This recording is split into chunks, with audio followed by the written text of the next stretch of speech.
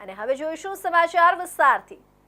તો ભારતીય જનતા પાર્ટીના પ્રદેશ અધ્યક્ષ અને કેન્દ્રીય જળશક્તિ મંત્રી સી.આર. પાટીલ આજે 71 વર્ષ પૂર્ણ કરી રહ્યા છે।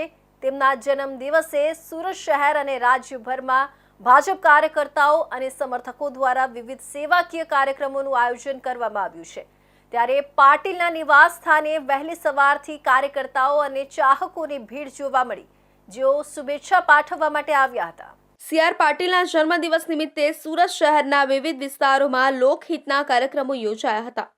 ઉધના ઝોનમાં મહારક્તદાન શિબિર કાર્યકર્તાઓ દ્વારા રક્તદાન શિબિરનું આયોજન કરવામાં આવ્યું, જ્યાં મોટી સંખ્યામાં લોકોએ ભાગ લીધો। લીંબાયત વિધાનસભામાં મેડિકલ કેમ્પ, નાગરિકોની તંદુરસ્તી માટે મફત આરોગ્ય તપાસ અને દવાઓનું વિતરણ કરવામાં આવ્યું। સ્વચ્છતા અને જળ સંચય અભિયાન શહેરના વિવિધ વિસ્તારોમાં નદી અને તળાવોના સંવર્ધન માટે સ્વચ્છતા અભિયાન ચલાવવામાં આવ્યું હતું। સી.આર. પાટીલનો જન્મ 16 માર્ચ 1955ના રોજ મહારાષ્ટ્રના જલગાંવ જિલ્લાના એકલાબાદ તાલુકાના પિંપરી અકારાઉત ગામમાં થયો હતો। રઘુનાથજી પાટીલ અને સરુબાઈ પાટીલના ઘરમાં જન્મેલા પાટીલનું શાળાકીય શિક્ષણ દક્ષિણ ગુજરાતના વિવિધ વિસ્તારોમાં થયું અને અંતે સુરતની ITIમાં અભ્યાસ કર્યો। વર્ષ 1975માં તેઓ ગુજરાત પોલીસમાં જોડાયા, પરંતુ 1984માં પોલીસ કર્મચારીઓના હક્કો માટે લડતા તેમને સસ્પેન્ડ કરવામાં આવ્યા।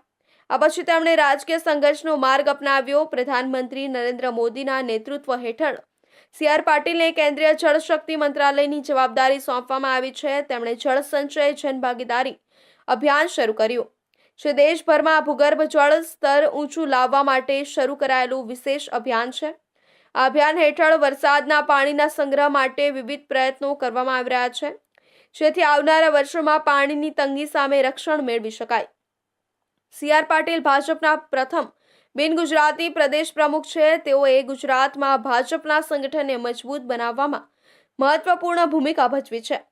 સુરત અને સમગ્ર ગુજરાતમાં તેમના સંગઠનાત્મક કૌશલ્યને કારણે ભાજપને સતત મજબૂત સફળતા મળી છે।